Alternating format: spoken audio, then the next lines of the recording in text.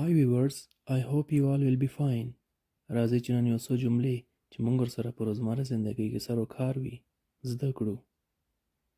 لومړی I wake up. زه ویښ شوم. I wake up. زه ویښ شوم.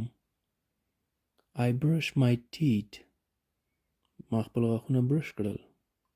I brush my teeth. ما خپل غاښونه برش کړل. I wash my face. ما مخ پریمینځو. I wash my face. ما مخ پریمینځو. I comb my hair.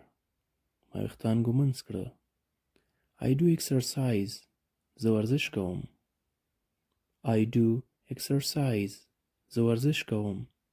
I get dressed. زه ځان تیاروم یا ما ځان تیار کړو. I get dressed. زه ځان تیاروم. I have breakfast. زه سحری کوم. I have breakfast. زه سحری کوم.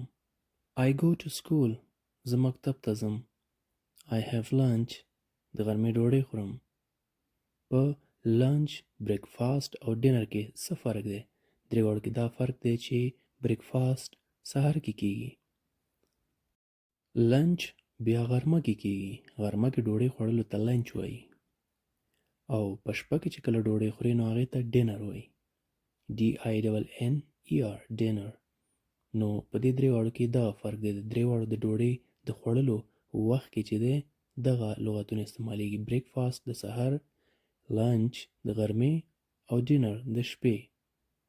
موږ په پورته یو جمله کې چې کمب دی چې هغه ږمنځ ته ویل کېږي هلته کم لیکل شوی دی چې ای په ځای باندې باید بي ورسره اضافه کوي نه ای. نو هیله لرم چې دا جملې به مو زده کړي وي ځان سره. د لا زیاتو جملاتو د زده کړې دپاره زموږ چینل در سره سبسکرایب کړئ.